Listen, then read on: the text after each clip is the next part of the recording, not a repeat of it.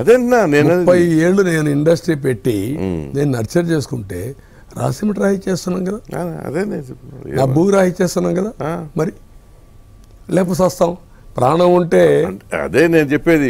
ఇప్పుడు అసలు ఇది ఎంత ప్రమాదకరమైంది. ఇప్పుడు రేపు పొద్దున ఎవరికైనా ఈ ఆలోచన అప్పుడు మీకు రాకపోవచ్చు.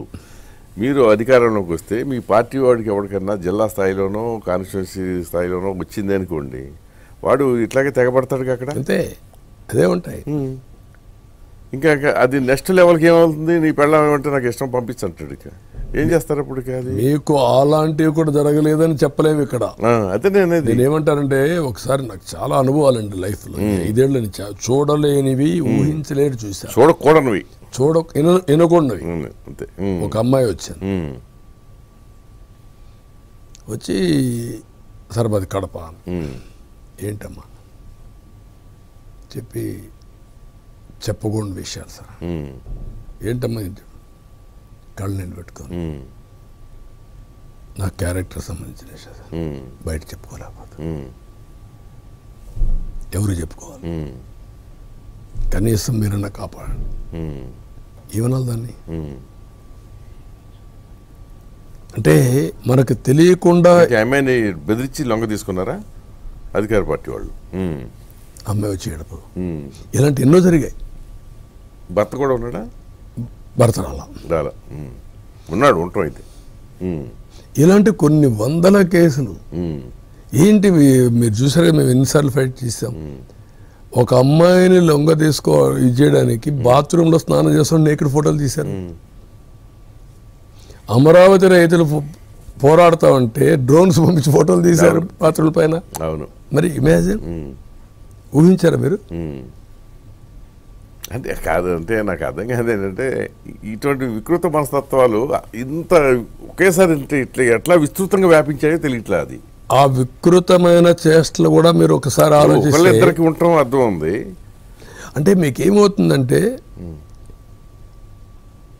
హ్యూమన్ బీయింగ్స్ అనేవాళ్ళం ఒక మాటలో చెప్పాలంటే అందరూ సమయాన్ని పాటిస్తాను లేదు.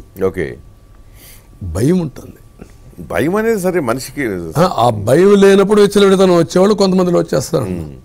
అదే జరిగింది. దానికి మళ్ళా గంజాయి, drugs, J brand, might is right. So ముందైతే ఈ దిక్కుమాలిన లెక్కను తీసేస్తారు కదా మీరు అధికారంలో? 100%. ఓకే, అంటే తీసేయడం కాదు, దాన్ని ఏం చేయాలో చేసి చూపిస్తాం.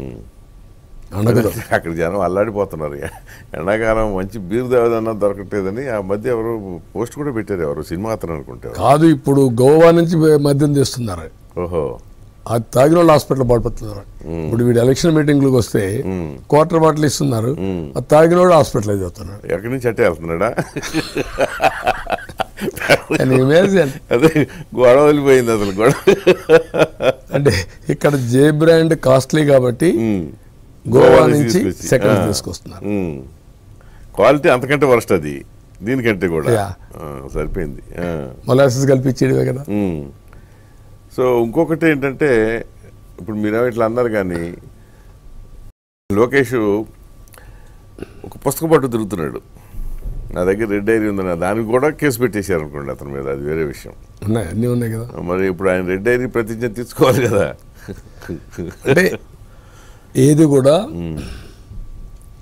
తప్పు చేసిన వాడిని ఎవరు తప్పులు చేశారో, తప్పులు చేసిన వాళ్ళని వదిలిపెట్టడం కరెక్ట్ కాదు. తప్పులు ఎస్టాబ్లిష్ చేసి మళ్ళా తిరిగి జీవితంలో అలాంటి తప్పులు చేయకుండా పనిష్ చేయాల్సిన అవసరం. That will do it. Okay, అట్లా ఆ రూపంలో